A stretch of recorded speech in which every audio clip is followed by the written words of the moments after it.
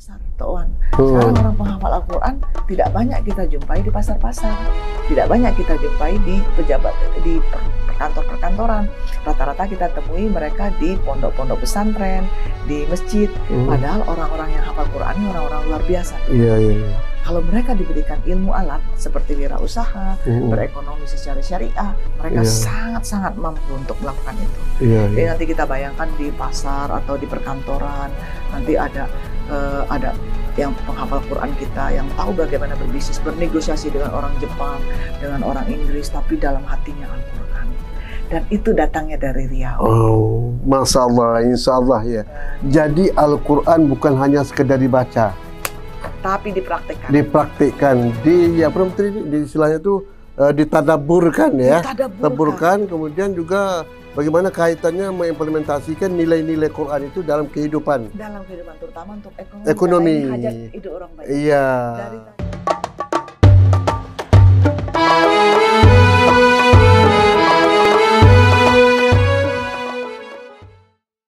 Warahmatullahi wabarakatuh. Waalaikumsalam. Ketemu lagi kita dengan Tuk Wan Channel.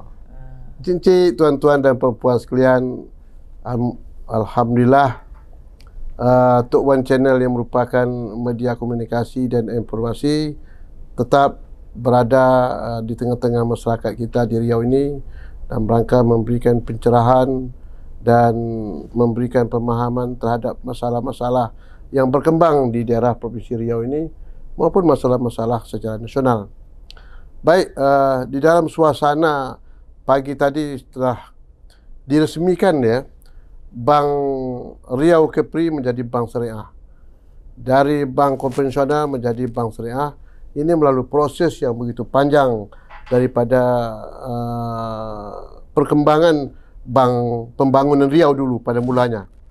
Sekarang menjadi Bank Riau Kepri dan telah diperjuangkan dan finalnya pada masa Pak Gubernur kita Pak Samsuar yang begitu bersemangat dan ulet dan cukup memberikan waktu untuk memperjuangkan agar Bank Riau Syariah, Bank Riau Kepri ini menjadi bank syariah.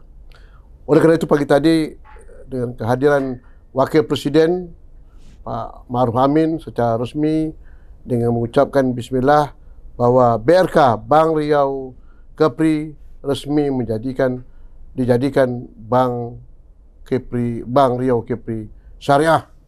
Mari kita kembangkan bank ini dengan partisipasi daripada semua masyarakat di Provinsi Riau. Sebagai orang Melayu, kita berkewajiban untuk membina dan ikut menjadi nasabah lah di BRK ini, BRK Syariah Riau.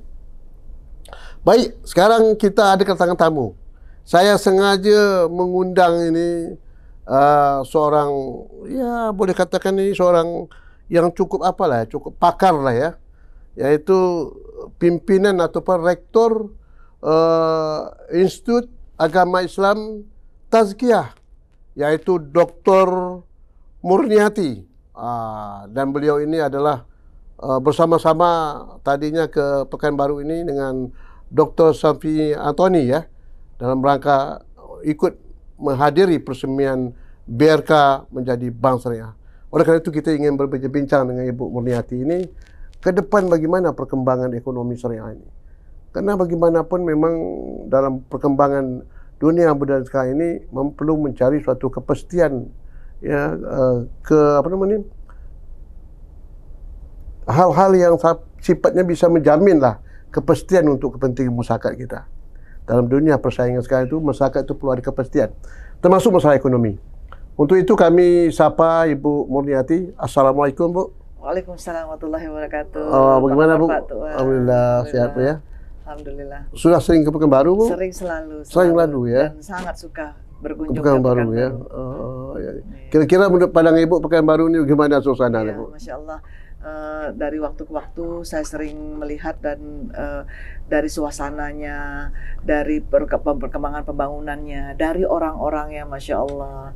Jadi sangat menyejukkan, sangat bergairah untuk meneruskan pembangunan ekonomi kita, memastikan kesejahteraan rakyat, dan tentu saja kehidupan yang Islami. Itu ya. Jadi Ibu melihat bahwa Riau ini atau Pekanbaru ini betul-betul kondisi masyarakat sangat Islami lah ya. Sangat Islami, ramah, Tamah sangat menerima kita sebagai bagian dari keluarga. Ya. Dan apalagi ini kan masyarakat Melayu, Bu. Ya, Yang tadi katakan Melayu itu identik dengan Islam. Nah, ini yang kita. Masya Allah. Ya. Senang Nah, Ibu sebagai rektor ini, Bu ya, ini satu tugas yang paling berat ya. Artinya institut ini mencetak lah ya, kader-kader yang ekonomi berbasis syariah, Bu ya. Latar belakang kemudian tujuan daripada institut ini, Bu, kemudian bagaimana perkembangan yang akan datang terhadap institut Islam Tazkiyah ini. Ya, alhamdulillah kalau kita flashback Tok Wan di tahun 97-98 ketika krisis keuangan melanda Indonesia, yang bukan hanya Indonesia tapi negara-negara yang lain. Cuman kalau kita lihat krisis keuangan dicampur dengan krisis politik pada saat itu menyebabkan, dan hikmahnya adalah keadaan ekonomi yang luluh lantak tersebut memberikan ide di bagaimana kita dapat punya alternatif. Saat itulah Bank Syariah pertama kali didirikan, dan itu salah satu pakarnya adalah, pencetusnya adalah Tazkiyah di bawah pimpinan Dr. Muhammad Syafi'i Antonio. Iya, gitu. Nah, tapi setelah berdiri, kan kita dari Bank Muamalat yang sebelumnya sudah berdiri tahun 92, kemudian berbondong-bondong tahun 98 ditambah bank-bank syariah yang lain bermunculan, SDM yang tidak cukup. Oh, disitulah latar belakangnya. Disitulah kami kemudian buka kampus, untuk mencetak khusus untuk supaya masuk dan menjadi penguat di ke-SDM-an atau SDM insani yang akan bertugas di bank-bank syariah. Iya, betul. Kalau sampai hari ini Tok Wan bisa lihat lulusan-lulusan Tazkiyah ada di berbagai bank syariah di Indonesia. Sudah ada ya. Gitu. Sekarang boleh katakan semua bukan ya. Artinya banyak juga ya universitas yang ada, terutama Muhammadiyah mungkin, Universitas Riau ya, Universitas Islam, dan termasuk juga Universitas UIN Universitas itu sudah banyak juga mendirikan fakultas jurusan ya. Tapi Tazkiyah merupakan pioner ya, luar biasa.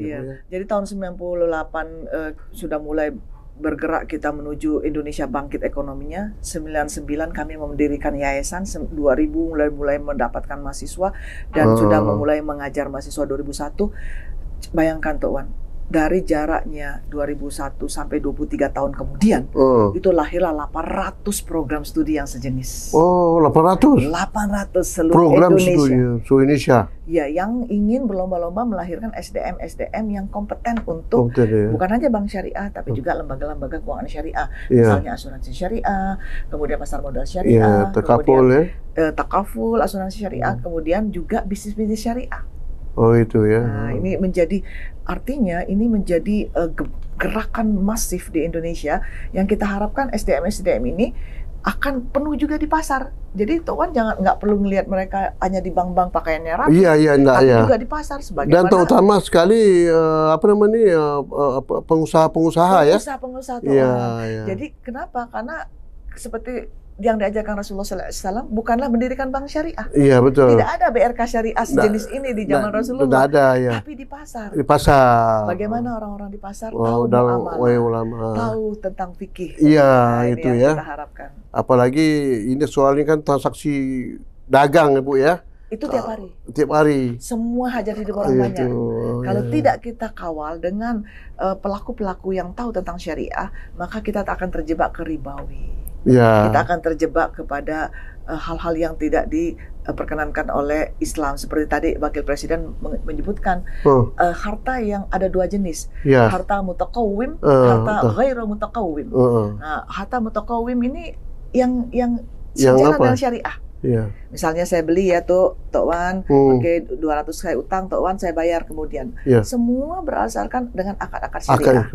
Tapi harta ghairu mutaqawwim adalah harta-harta yang dia Tidak bergerak. Dengar ada ribanya mungkin, ada gorornya, ada maisirnya, ada kezolimannya, ada haramnya, yang orang tidak belajar dan tidak tahu bagaimana menghindarinya. Nah, tentunya dengan adanya BRK Syariah kita ini, insya Allah semua harta yang dikelola adalah harta yang mutaqawwim. Yang jelas dan halal ya. Jelas halal, berkah untuk semua. Berkah untuk semua. Itu tagline-nya BRK Syariah. Yang penting berkah. Kalau hidup berkah, insya Allah akan mendapat semua suatu. Cukup ya. Tuan barusan tadi menyebutkan ke Batam, ke Singapura, cukup. Cukup ongkosnya, cukup untuk hidupnya, itu berkah. Berkah ya. Kalau kita hitung-hitung mungkin mungkin ini kita pergi ke sini, tidak mungkin kita ini. Tapi karena keberkahan yang Allah berikan, maka semuanya cukup. Jadi keberkahan itu bukan karena banyak, Bu ya? Bukan karena banyak. Tapi berkah. Dia tak habis-habis dan dia mencukupi. Mencukupi ya. Luar biasa, Bu ya. Lalu benar kata Ibu tuh bahwa perkembangan bangsa ini makin hari atau makin tahun dia akan berkembang maju ya. Tapi tantangan kita bagaimana menyiapkan sumber daya manusia gitu ya. Nah, kita tahu bahwa bangsa ini dulu kan di awal tahun 1990 ya. Bank Muamalat Indonesia pertama ya. Di mana direktur BRK Syariah kita sebenarnya datangnya dari Bank Muamalat dahulunya. Oh, ini ya sekarang Pak Andi ya. Pak Andi. Oh, itu Bu ya. Nah, kemudian tadi saya tertarik. Jadi mencetak sarjana-sarjana kita yang berbasis ekonomi saya bukan hanya untuk menjadi pegawai bank, bukan saja ya. Wah, ini luar biasa ya.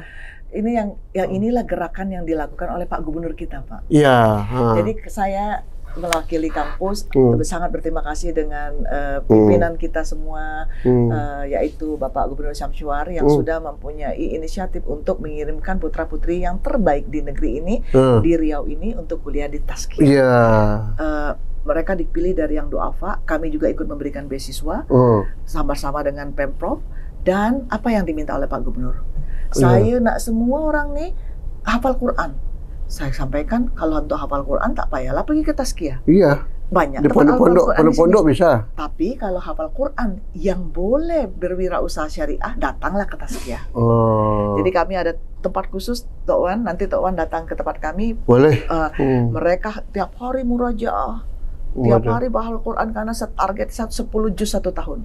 20 juz untuk 2 tahun, 30 juz untuk 3 tahun. Setelah itu dia dapat S1 wirausaha syariah. Iya.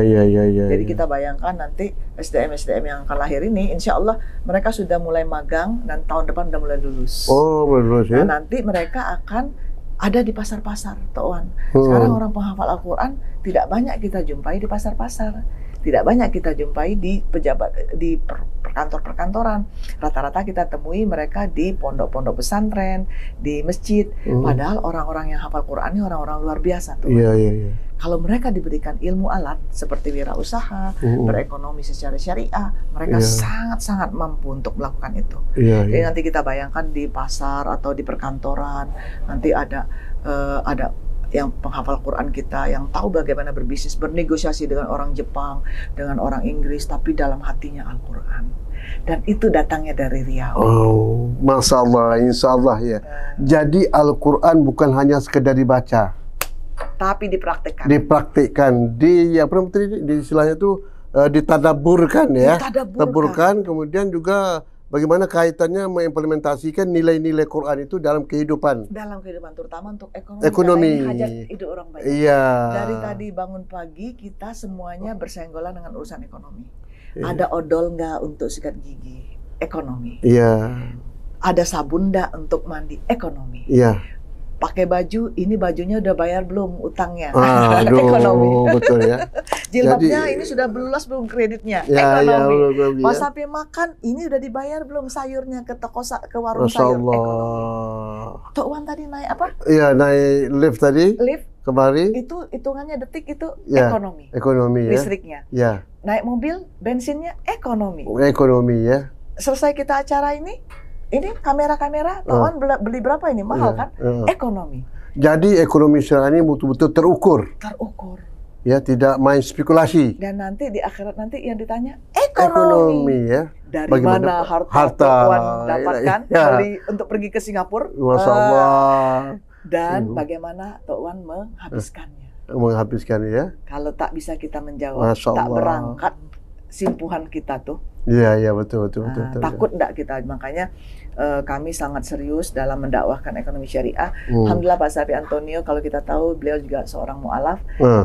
Bersama-sama saya juga seorang mu'alafah. Oh, mu'alaf juga? Ya, jadi kami sama-sama mengaji dulu di Jakarta. Dan Alhamdulillah kami menemukan passion yang sama.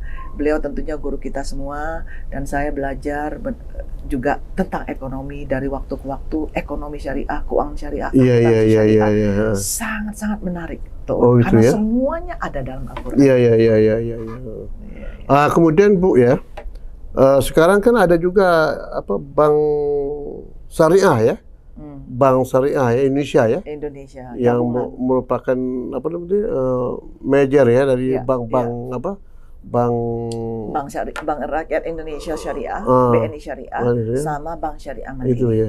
Itu ya. Nah itu kira-kira Bu, perkembangan sekarang itu bagaimana Bu? Itu luar biasa. ya? Jadi dari ini adalah Q1 atau kuartal 1 tahun 2022, mereka sudah menunjukkan 15% kenaikannya dibandingin dari tahun kemarin. Sekarang asetnya sudah berjumlah sekitar 271 triliun ya asetnya dari Bank Syariah Indonesia sendiri, atau sepertiga dari seluruh aset Bank Syariah di Indonesia. Dan mereka saat ini sedang mentargetkan 10 besar se-antero dunia. Bank Syariah 10 besar. Dan mereka menargetkan 5 tahun lagi atau 2024 nanti bisa mencapai 5 besar. Ini tidak main-main, Tuan. Kenapa?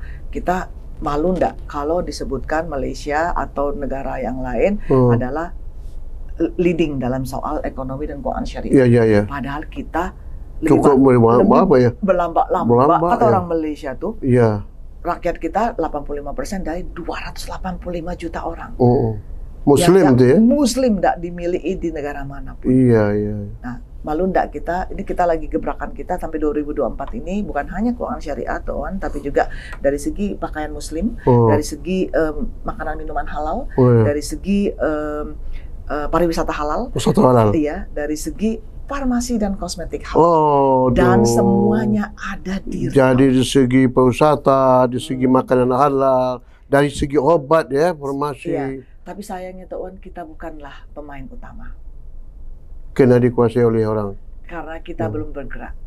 Tadi Pak Gubernur mengatakan sudah disetujui Riau akan menjadi salah satu tempat nanti dipilih di Riau kita kawasan ekonomi halal. Iya, ekonomi halal. Jadi ini keren sekali. Apa kawasan ekonomi halal?